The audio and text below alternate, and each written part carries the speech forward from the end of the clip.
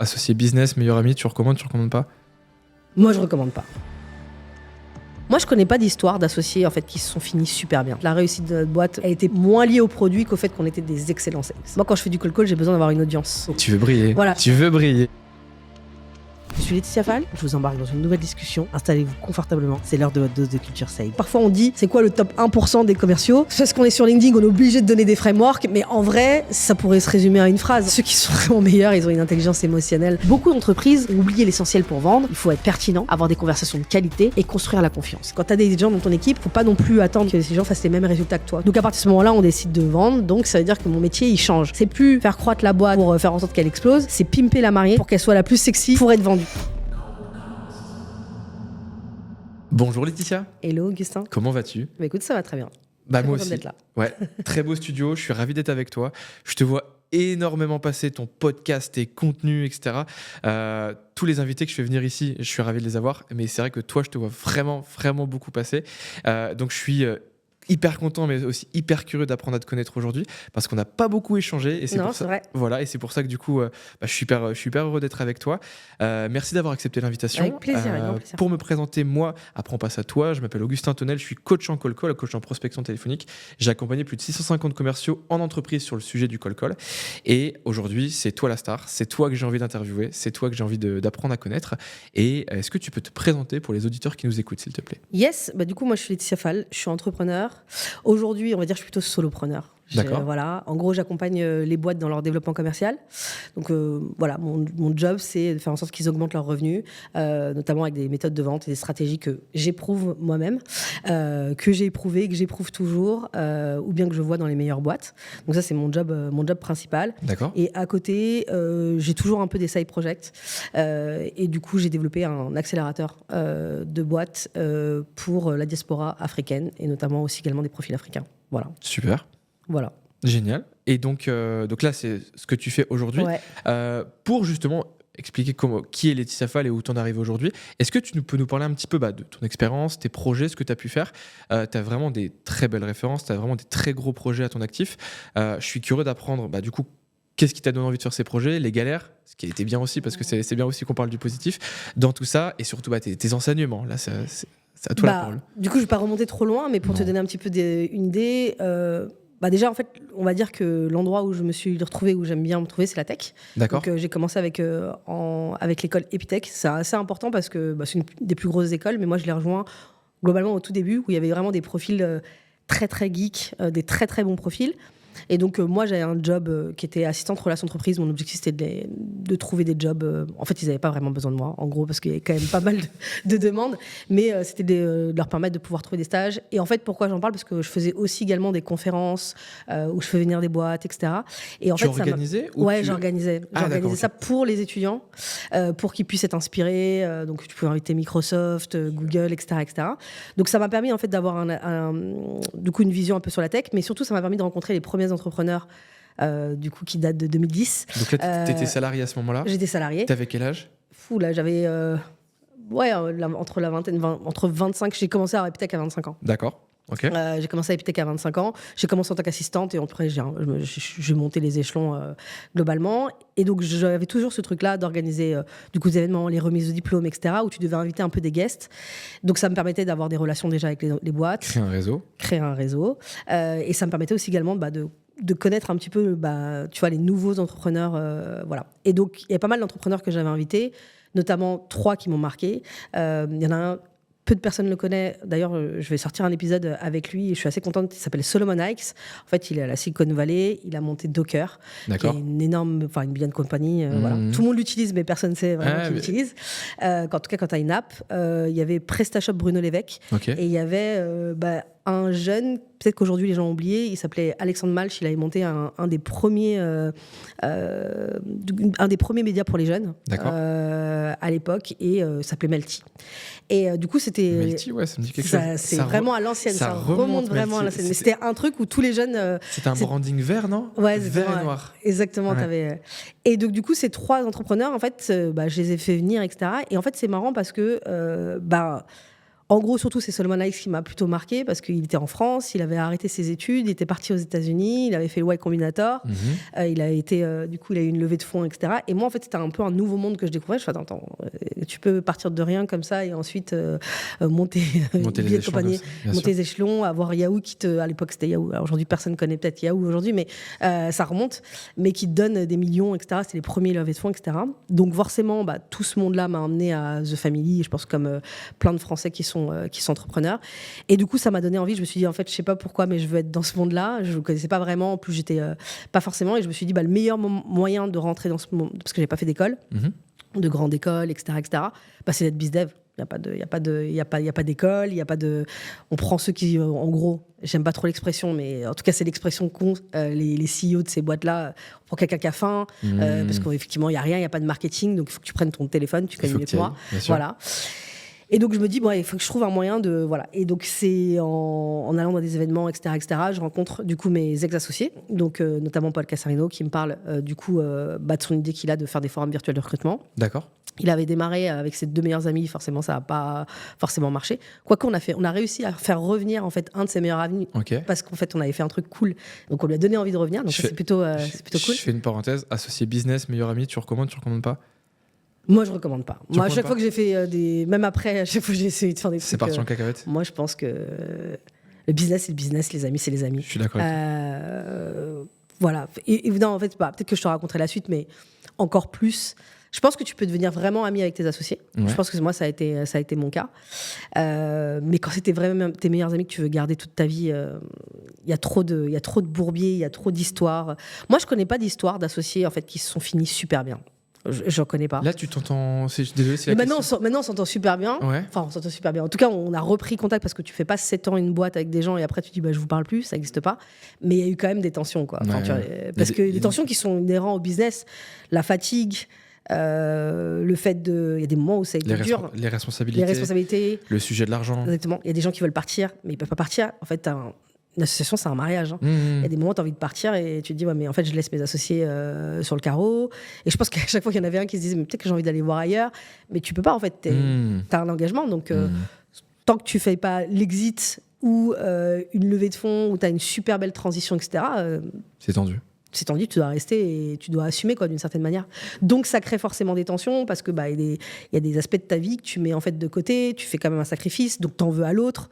Voilà, donc même si vous pouvez très bien vous entendre, vous apprécier, voilà, de toute façon tu fais pas 7 ans avec des gens que t'apprécies pas. Enfin en tout cas moi je peux pas.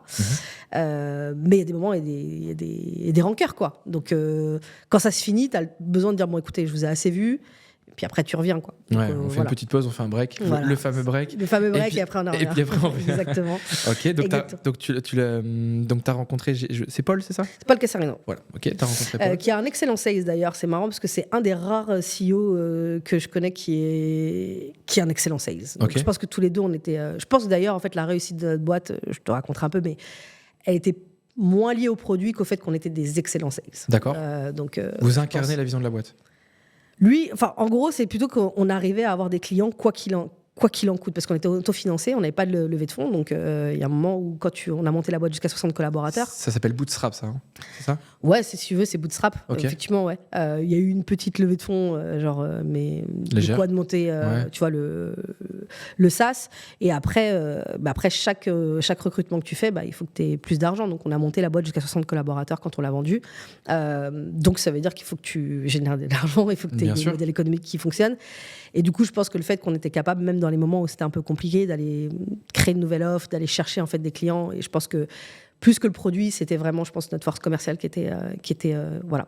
Donc effectivement, je rencontre. Il y avait Nicolas Trimoulet qui lui était sur le parti produit, parce qu'on c'était un SaaS, et on avait Julien Reynaud qui était sur la partie tech, développeur. D'accord.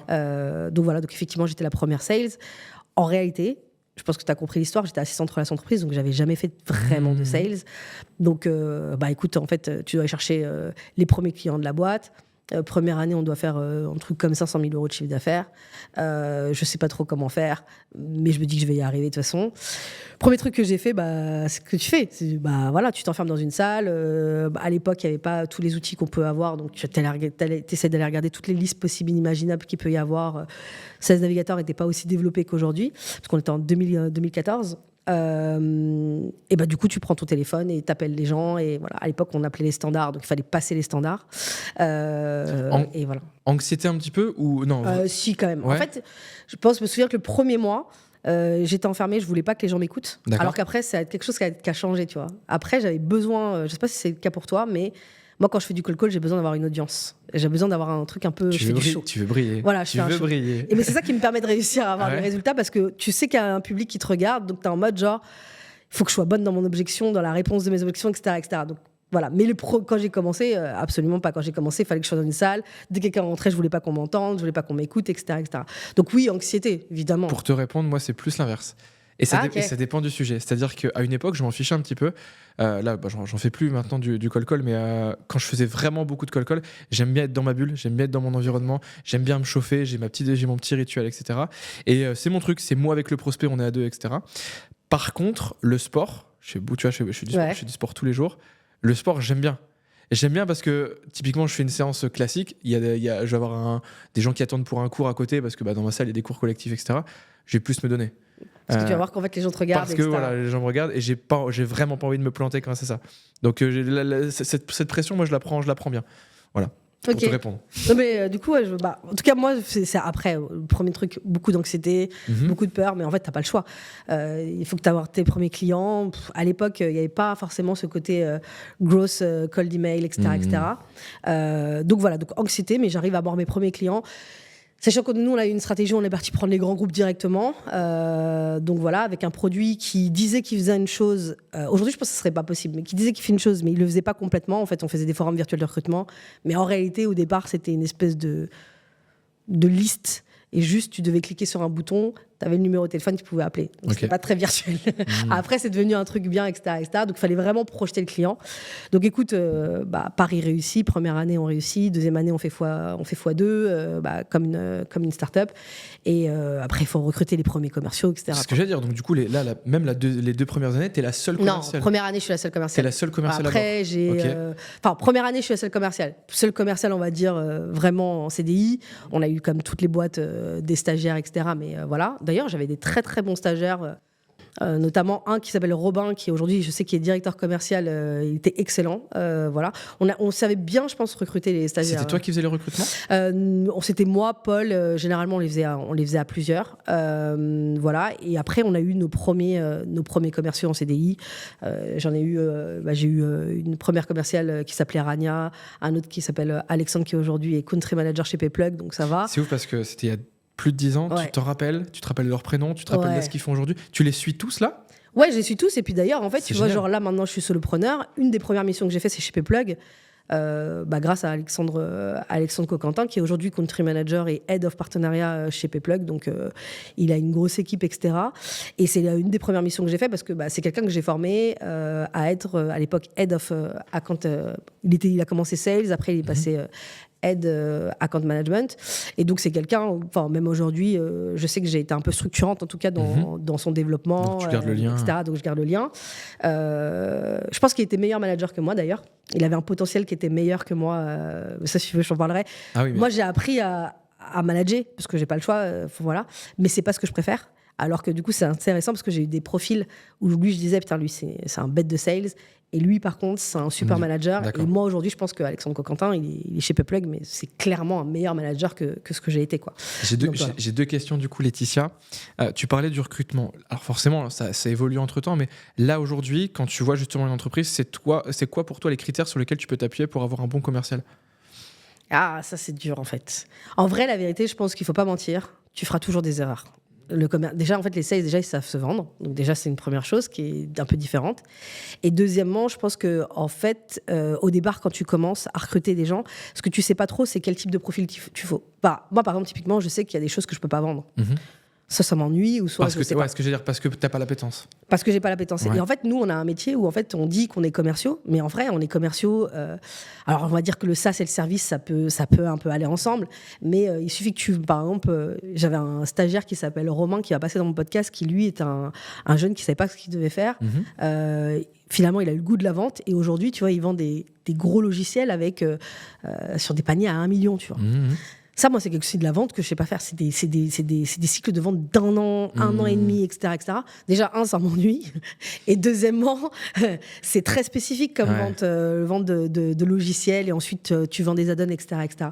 Donc voilà. Donc, déjà, je pense qu'en fait, c'est d'abord savoir quel type de commerciaux il te faut pour ta boîte. D'accord. Ça, c'est la première chose. Par rapport à la fois au type de produit que tu vends, mais aussi ton marché. Nous, par exemple, on s'est rendu compte que quand on n'avait pas de profil qui connaissait déjà la partie recrutement, parce que ma boîte c'était du HR Tech, et ben du coup, en fait, ça marchait pas. Parce qu'en fait, on a quand même, en face des RH, il y a une certaine posture à avoir. Faut pas être trop agressif parce que c'est quand même, voilà, un persona qui a besoin en fait qu'on le prenne avec douceur, etc., etc. Donc, si tu es trop agressif, c'est mort. Donc, en fait, il y a à la fois de la posture. Donc, par exemple, moi, mes profils qui ont bien marché, c'était des consultants, bizarrement. Les consultants sont des très, très bons commerciaux parce qu'ils avaient ce côté, en fait, je sais créer un projet relationnel. En fait, relationnel et ce côté très structuré et je sais créer un projet, etc., etc. Donc, voilà. Donc, après, on a eu plusieurs modèles économiques. Donc, j'ai eu des sales un peu différents, tu vois. Mais en tout cas, pour on va dire, de la vente complexe, de la vente mid-market, enterprise, etc., pour moi, en fait, il fallait que je sache, donc j'ai fait beaucoup d'erreurs, évidemment, quel type de profil il fallait avoir. Et après, pour moi, je pense qu'il y a le fit. Moi, je sais qu'il y a des profils avec lesquels j'ai pas envie de travailler. D'accord. Donc, c'est bien se connaître. Et je pense qu'on avait à peu près... Nous, on était avant l'heure du Covid, on était déjà, en fait, dans la dynamique remote. On faisait déjà des off-site au Liban, à Los Angeles, etc., etc. Donc, on avait besoin d'avoir des profils qui, sont autonomes, 2... qui cherchent pas trop en fait à ce qu'on soit derrière eux, etc. Moi, si je te parle pas pendant une journée, il y a des moments très précis où je vais te parler, mais je vais pas te parler toute la journée en fait. Donc typiquement, il faut des profils. Tous les profils ne sont pas faits pour ça. Responsable. Donc au-delà de responsable, c'est aussi quelqu'un qui cherche pas énormément de reconnaissance. Tu vois, il y a des trucs très très précis dans. Il y a des gens, ils cherchent de la reconnaissance, ils ont besoin qu'on leur dise c'est bien, c'est génial, etc. Moi, je le fais, mais dans des moments bien clés, quoi. Le one-to-one. Le voilà, weekly, parce que c'est vrai que les résultats de la semaine dernière sont bien passés. Exactement, Okay. tu vois, mais pas tout le temps où je vais être présent, etc. Il y a des profils qui ont besoin de ça et c'est OK, tu vois. Mais si tu as des profils comme ça et que toi, t'es en mode genre, écoutez, moi, en plus, à l'époque, nous, on faisait des rendez-vous en physique. Donc, parfois, t'étais pas là de la journée, mais pas parce que tu voulais pas l'être, c'est que parce que tu bosses en fait. T'étais à JC Déco dans la Pampa, t'étais chez Bouygues, faut y aller chez Bouygues. Enfin, tu vois, genre, donc du coup, tu bosses, tu reviens, il est 17h, t'as à peine le temps de prendre un café, de discuter avec, gérer un problème, etc., etc. Donc pour moi, c'est être bien au clair sur les critères de quel type de produit tu vends et donc quel type de commerciaux tu dois avoir. Le fit, c'est-à-dire ta personnalité et pas te mentir, parce que parfois, t'as envie de te dire, ouais, moi, je suis quelqu'un qui a envie de transmettre, etc. Faut pas se mentir, en fait, sur ce que tu peux accepter ou pas. Et je pense qu'après, du coup, ça marche bien, quoi. D'accord. Voilà. Ok. Et donc, du coup, 2 ans après, donc pendant 2 ans, tu charbonnes tout seul, tu mouilles le maillot. Plus ou moins tout seul, je recrute mes premiers. Au moins, tu mouilles le maillot. Et après 2 ans, c'est là où, du coup, l'équipe commerciale commence à se constituer vraiment. Ouais. Ok. Du coup, on recrute une première équipe. Alors là, du coup, t'as un peu le bordel parce qu'on recrute en fait des profils un peu new business. Une des conneries qu'on a faites, c'est on a recruté des profils new business. On a été à fond sur le new biz. Et en fait, on disait que les profils allaient faire un peu. C'est même au-delà du full cycle parce que c'était à la fois tu fais de la prospe, à la fois tu fais du new biz et à la fois tu vas renouveler tes clients. Donc, on a eu une année qui était bonne en fait en termes d'accompagnement client, enfin de nouveaux clients. Mais par contre, je me souviens toujours, j'étais à Viva Technologies, j'étais avec mon associé, Paul, et je lui dis mais en fait l'année prochaine, j'étais en train de faire les projections, je fais l'année prochaine on est là. C'est la panade parce qu'en fait la satisfaction client était pas bonne. Ok. Et donc du coup je fais mais en fait pour les projections lui il a pas envie de repartir, lui il a pas envie de repartir, lui il a pas envie de repartir. Et donc c'est là où on a commencé à se dire il faut une équipe dédiée sur la partie Customer Success Management. Et donc là aussi également on a essayé de trouver quel type d'équipe. Est-ce qu'on a des profils d'account management qui sont pure sales? Est-ce qu'on a une équipe juste sales avec des Customer Success? Ça a été tout un ajustement. Au final, on a eu un modèle qui était plutôt newbies, profil account management qui gère que la partie renouvellement et une partie opération qui gère la partie support. En gros, le meilleur conseil qu'on m'a donné, c'est qu'à partir du moment où tes sales qui gèrent le renouvellement font les infirmiers, ça veut dire qu'il faut que tu aies une équipe dédiée à ça. Dédiée aux sales. Parce qu'autrement, voilà. Donc, je suis désolé, je te mets un temps mort vas-y, t'inquiète. Parce que t'ouvres plein de sujets. J'adore, c'est trop cool. C'est pour ça que j'ai créé ce podcast, mais vraiment j'adore. Et du coup, je suis limite en train de perdre ma question, mais il faut pas que je la perde. t'as vraiment lancé ce projet de rien. Donc vraiment, quand je dis- En fait, on était 4. Ouais, vous étiez 4, mais tu t'es rendu compte de plein de choses, etc. Là, comment t'arrivais à monter en compétences en même temps? Est-ce que c'était purement sur le tas, ou est-ce que toi, de ton côté, tu t'es fait accompagner? Est-ce que c'est la relation avec tes associés qui était ta force? Est-ce que t'as fait des formations? Parce que du coup, c'est pas rien quand même, là, c'est un énorme projet. En fait, je pense qu'il y a 3 choses. La première chose, je pense, c'est la force des associés. Parce qu'en fait, on faisait pas mal de temps. Parfois, tout seul, on partait une semaine au soleil, etc., bosser sur des sujets. Je pense qu'on était quand même assez complémentaires. Ou par exemple, mon associé Nicolas Trimolet, il était sur la partie produit, mais il a fait l'ENS et HEC. Donc, typiquement, moi, j'étais pas forcément un profil à l'époque très structuré. J'ai appris à le devenir. Du coup, lui, il m'a beaucoup apporté en termes de structure, en termes d'outils, comment des process. Ouais, moi, j'étais beaucoup plus sur le terrain avant d'en donner envie. C'était plus ça ma force, en fait, de pouvoir closer un peu, entre guillemets, n'importe qui, donner envie même, parce que en fait, quand tu as un produit qui est pas, en plus, notre produit n'était pas incroyable les 2 premières années, comme beaucoup de produits au départ. Donc, tu es plus dans la vente, parce que beaucoup te disent sur LinkedIn l'importance et l'impact, le ROI. Mais en vrai, la vérité, c'est que les premières années, pour la moitié de tes clients, tu n'as pas de ROI. Et ce qui va compter, c'est la relation, ta capacité à les projeter en disant « Ok, j'ai bien conscience que ça ne va pas, mais en fait, nous, on va aller là. » Et là, on est en train d'avancer. Et d'ailleurs, on a beaucoup de clients qui ont continué à travailler avec nous Day One parce qu'ils disaient « Ce qu'on aime bien, c'est quand on vous dit un truc, ensuite, c'est appliqué. » Donc moi, j'étais plus un profil de savoir créer des relations, savoir créer un réseau, savoir donner envie, savoir closer des gens, savoir récupérer des clients. Il y a des clients qui sont... je peux avoir un client qui pouvait limite t'insulter. Je savais en fait lui dire « Écoute, on va repartir ensemble, etc. » Sans forcément le bullshiter, mais ça, c'est en fait ma force. Mais par exemple, tu vois, une boîte, il faut quand même une structure, des process. Et ça, c'était plutôt Nicolas qui l'apportait. T'as toujours eu ce rapport à l'humain? Ou c'est vraiment, tu te l'es trouvé au gré? Je pense que j'ai toujours eu, mais en fait, en gros, dans d'autres environnements, tu vois. Moi, je suis très... je sais que c'est pas... Je ne vais pas rentrer dans ce sujet-là, mais je suis très engagée dans ma vie, sur des sujets politiques, etc. Du coup, c'est beaucoup de relationnel humain. Tu dois quand même comprendre... Tu dois faire avec plein de gens qui ne pensent pas comme toi, etc. Donc, en fait, tu dois quand même avoir une capacité, on parle d'écoute, mais aussi une capacité d'empathie.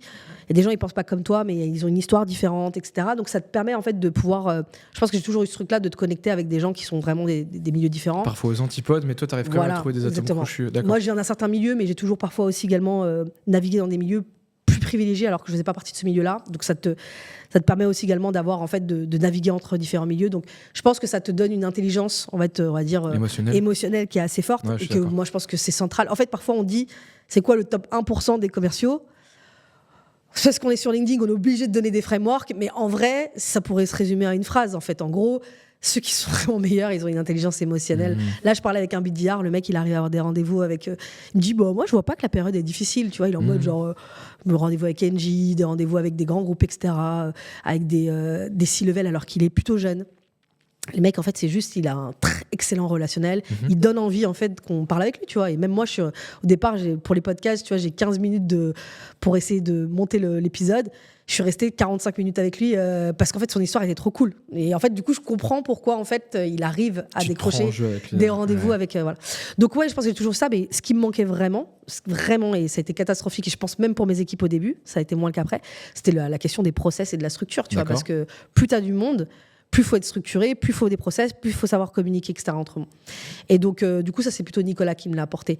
Paul, il nous apportait vraiment sa partie. C'est quelqu'un qui a pas peur, en fait. Ça, c'est extrêmement important quand tu montes une boîte, de prendre des décisions, genre en mode, ce produit-là, on l'arrête. On a fait d'autres produits, en fait, etc.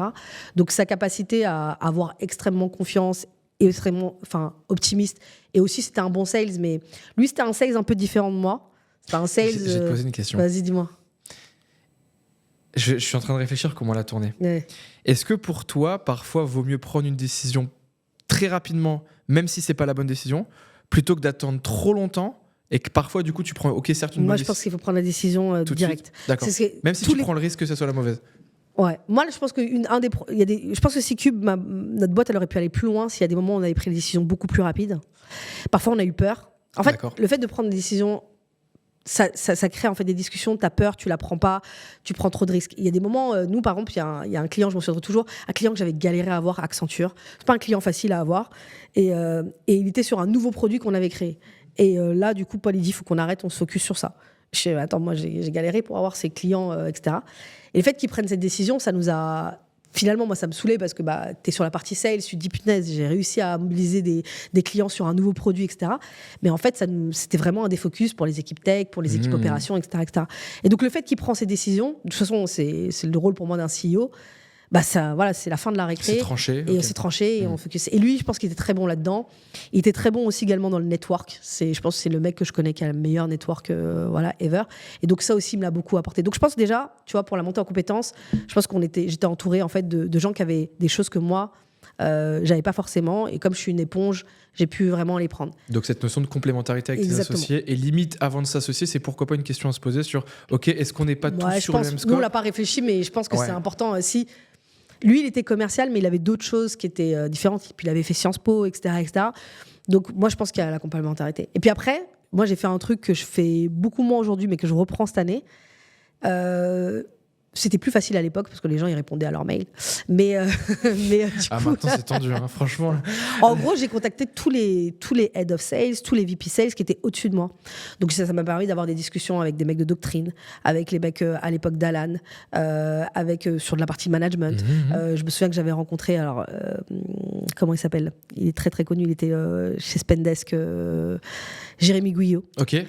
Typiquement, qui m'avait invité super sympa à l'époque dans les bureaux de Spendesk pour un petit déjeuner. Sur l'IA maintenant, lui? Ouais, exactement. Ok, ouais, je vois, ouais. Et m'avait invité pour un petit déjeuner, etc. Et il m'avait filé après tout son process, en fait, justement, de meeting, de réunion. Et donc, en fait, moi, ce que je faisais, pareil pour le wagon, tu vois, j'avais beaucoup de discussions avec le codir. Et du coup, ça me permettait, en fait, de dire, voilà, moi, j'ai cette problématique. À chaque fois, je disais, j'ai cette problématique, comment vous faites chez vous? Et du coup, je me dis, putain, c'est intéressant, les one-to-one.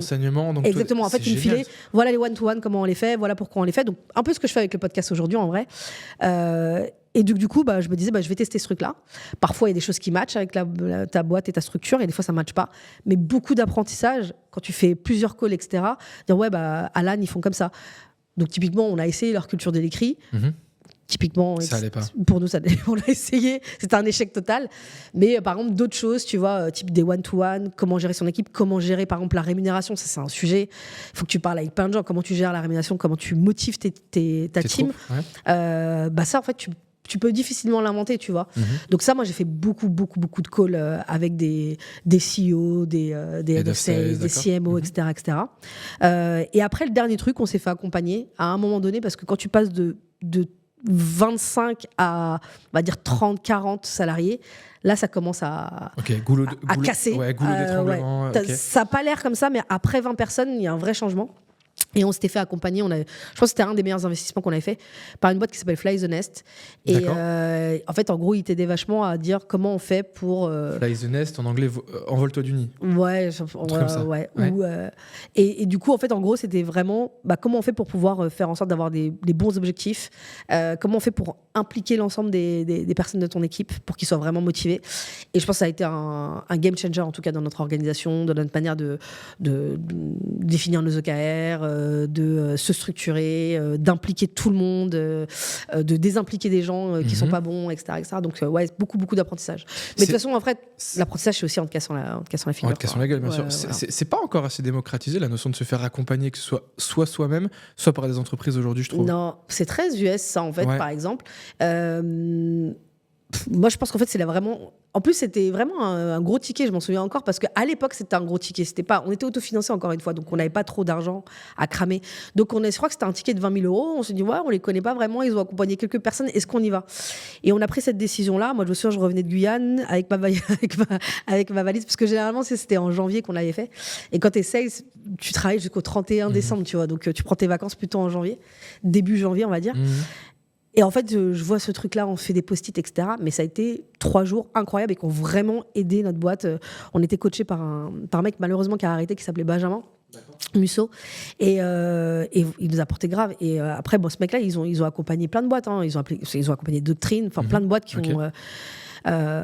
et même moi, en fait, sur des problématiques de management que j'ai pu avoir, parce que forcément, j'ai eu des problématiques de management, des clashs avec des sales, ça, on n'en parle pas beaucoup, tu vois. Donc, t'as pas de ressources, en fait. Comment je fais avec un sales qui n'y arrive pas? Comment je fais avec un sales qui n'a pas de performance? Comment je fais avec un sales qui me dit qu'il n'est pas assez payé? Enfin, toutes ces questions-là qui sont... Je te retourne la question. Là, aujourd'hui, comment tu fais avec un sales qui n'a pas de performance? Aujourd'hui, alors à l'époque, en fait, j'étais en mode genre un peu en panique, donc j'ai fait 2-3 erreurs. La première erreur que j'ai fait au départ, c'est on vire et puis après pas de trucs genre et c'est là où t'as des problèmes. Au bûcher. Ouais, mais du coup ça a eu des problèmes avec l'équipe, genre en mode parce que les équipes ils aiment les gens, tu vois. Et surtout quand t'es une petite équipe, voilà, ouais, t'es humaine, ouais, bien on sûr. arrête, ça marche pas, etc. Mais quand t'es autofinancé, encore une fois. Enfin, 1 mois, 2 mois, 3 mois supplémentaires que ça marche pas, c'est super long. Hein. C'est pour ça que c'est pas. Voilà. Il y a eu l'erreur de. On va trouver une solution et on va faire en sorte que la personne, on va la mettre sur un autre job. Bon, bah, on va te mettre l'erreur classique. Finalement, c'est pas Customer Success Manager. On se rend compte que le commercial ne veut plus en faire, du coup on le met sur le relationnel. On se rend compte que le relationnel finalement ça va pas non plus. Et donc du coup voilà, on le met sur le produit. Nous on a fait vraiment des trucs comme ça. Et puis en fait tu dis mais en fait c'est pas le bon guys quoi. Enfin voilà.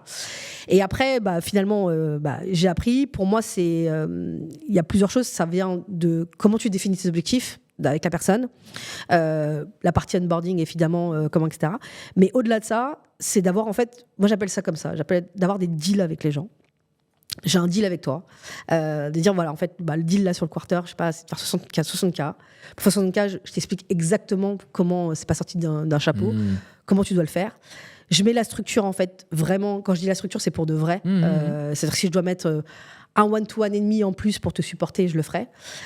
Absolument tout à l'écrit, c'est-à-dire qu'à chaque fois, chaque semaine, tu vois, de dire en fait cette semaine, en fait, tu vois, après un one-to-one, pour arriver à tel niveau de rendez-vous, il faut que tu fasses ça, il faut que tu fasses ça. Donc être extrêmement précis. Donc c'est vraiment, j'aime pas l'appeler comme ça, mais en fait, il y a rien de, c'est derrière la personne, en lui donnant vraiment un cadre. En fait, je te laisse pas respirer pendant les 3 mois où on a dit, ok, ça va pas au niveau des performances, je vais pas te laisser te mettre la pression pour rien. Tu prends le taureau par les cornes. Voilà. Et je t'accompagne, mais du coup, par contre, tu vas suivre mes rails. Si tu les suis pas, ça va pas marcher, on va devoir se séparer.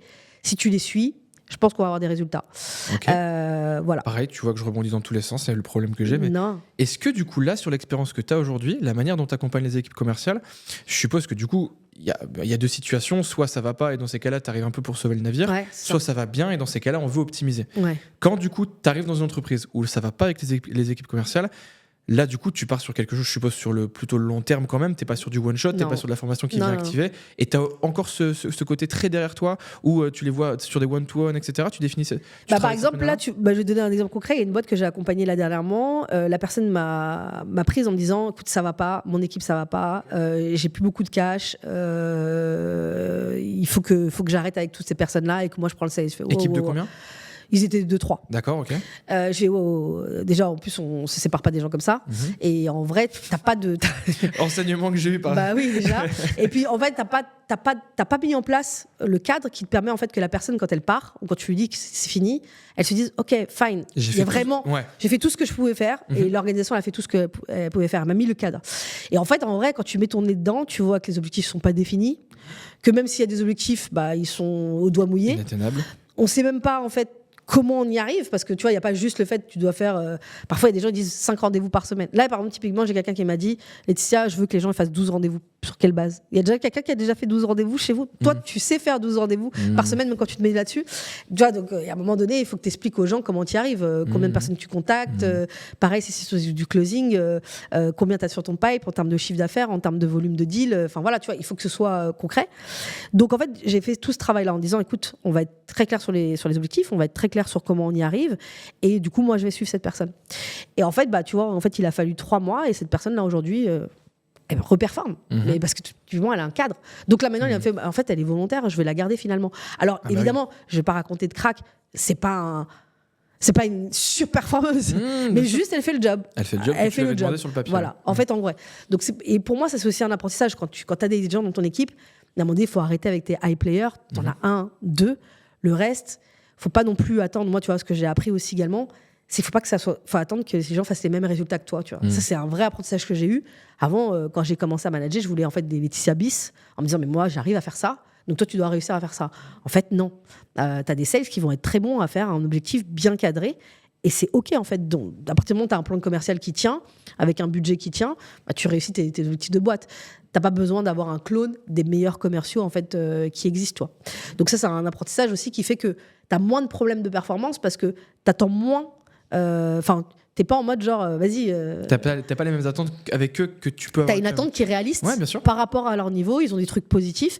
Moi, j'avais des personnes qui se performaient pas de fou, mais par contre, ils faisaient l'objectif et par contre, ils étaient très bons dans la capacité. Derrière, on sentait, quand tu analyses vraiment tous les KPI, ouais, mais tu vois, ce client, enfin, ce sales-là, il me fait pas des chiffres de malade mental. Par contre, tous les clients en fait qui passent, après, derrière, en account management, ils re-signent tous. Ils re-signent tous. Le mec, il est hyper régulier depuis 4 ans. Exactement. Il n'y a pas des gros pics. Exactement. Donc, ouais, non, je suis d'accord. Et donc, du coup, tu apprends à être un peu comme ça en disant, pas chercher, voilà, tu vois, le mouton à 5 pattes, il en existe.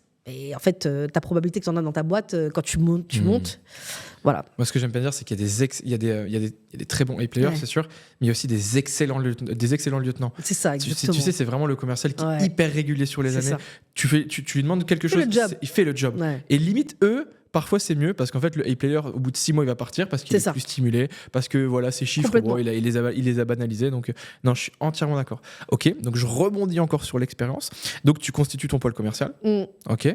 En fait, à la fin, on avait deux modèles économiques. Donc après, j'ai eu 2 équipes. Donc avec là, ce qui est plus compliqué, c'est quand tu as des managers, en fait, après. Tu n'es plus en direct avec certaines personnes. Et là, c'est encore tricky parce que il faut que tu fasses passer, en fait, ta culture. Et parfois, tu es en mode genre, mais en fait, il faut que tu leur mettes la pression, là. Comme moi, je mets la pression, tu vois. Et en fait, ça aussi, ça a été un gros apprentissage parce que, typiquement, ce que je disais, pourquoi j'ai conclu que. Je parlais d'Alexandre Coquentin, qui est country manager chez Payplug, c'est que moi, je trouvais qu'il n'était pas, avec ses équipes, aussi cash que moi je pouvais l'être, parce que c'était pas la même personnalité. Mais par contre, ça marchait, ses équipes l'adoraient. Du coup, dans des moments un peu compliqués, il était capable de se défoncer, de monter au créneau pour lui, parce que c'était lui. Et donc, du coup, c'est ça, c'est l'apprentissage de dire, ok, toi, ton style, il marche, t'arrives aux chiffres, mais il y a d'autres styles qui sont pas les tiens, qui fonctionnent. Donc, t'as quand même un temps d'apprentissage en disant, ok, en fait, il fait pas comme moi. J'ai l'impression que c'est moins dynamique que moi, mais en fait, ça marche. Et même parfois, dans la durée, tu as des équipes qui sont plus fidèles. Donc, tu vois, et après, du coup, tu te nourris un peu de ton middle management en disant, ah ouais, et en plus, lui, comme tu fais des réunions, et moi, j'aime bien qu'on soit plutôt cash avec moi. Bon, ouais, ça lui est arrivé de me dire, ouais, parfois, t'es un peu trop cash, etc. Les équipes aiment pas forcément ça, etc., etc. Donc, toi-même, tu t'adoucis aussi également, ou en tout cas, tu changes un peu ta manière de pouvoir être sur la partie sales. Tu dirais que t'es impatiente aujourd'hui ? Moi, je suis trop impatiente pour être. En fait, c'est pas que je suis trop impatiente, c'est que j'aime bien que ça. Ça file droit. Que ça file droit. Et je pense qu'en fait, c'est bien à des moments de boîte, mais il y a certains stades où c'est plus tout ça qu'il faut. D'accord. Donc moi, par exemple, typiquement, en faisant tout ce trajet-là, tu vois, d'une boîte où finalement on l'amène assez loin, je sais que je suis plutôt bonne, tu vois, sur les boîtes early stage. D'accord. Parce qu'en fait, cette énergie-là, il la faut au début. Il n'y a pas trop de temps pour discuter, il y a peu de cash, faut aller vite, faut aller droit au but, etc. Par contre, quand ta boîte, elle est déjà bien, tu as un chiffre d'affaires, tu sais très bien l'année prochaine ce que tu vas renouveler, etc., etc. Là, il faut des gens, en fait, qui sont capables de structurer, de faire en sorte que les choses soient pérennes. Donc, c'est-à-dire comment tu fais que tes meilleurs sales ne restent pas 1 an et demi, mais 3 ans. Et donc, moi, je pense que j'ai pas la bonne personnalité pour ça, tu vois. Donc voilà. Après, ça t'apprend, en fait. Moi, je pense que souvent, il y a des trucs sur pour être un bon manager. Non. Moi, je pense qu'il y a des managers, en fait, en fonction des stades de boîte. Tu vois. Ok. Et donc, du coup, après la structuration de ton pôle commercial, donc là, on arrive à la fin du projet. À quel moment on se dit, là, avec les associés, on va vendre le bébé ? C'était plutôt une décision on n'était pas forcément d'accord à un moment donné. D'accord. Okay. En gros, moi, ce que j'avais vraiment envie, c'était de monter un Welcome to Jungle à l'époque. C'était nos concurrents, et Welcome et Job Teaser. Donc moi, j'avais vraiment envie de faire d'une levée de fonds, voilà, un truc énorme. Et en fait, le truc, c'est que lui, ça faisait quand même pas mal de temps qu'il avait cette idée, qu'il avait eu un peu ce truc-là avec ses meilleurs amis, etc., etc. Et il était très jeune. Il était plus jeune que moi. Moi, en fait, quand j'ai rejoint C-Cube, j'avais 30 ans. Je sais que ça se dit pas, ça se demande non, pas. Non, mais je le dis. Maintenant, j'ai déjà dit dans un podcast, je peux le dire. Je sais que ça se voit pas trop, mais j'ai 41 ans.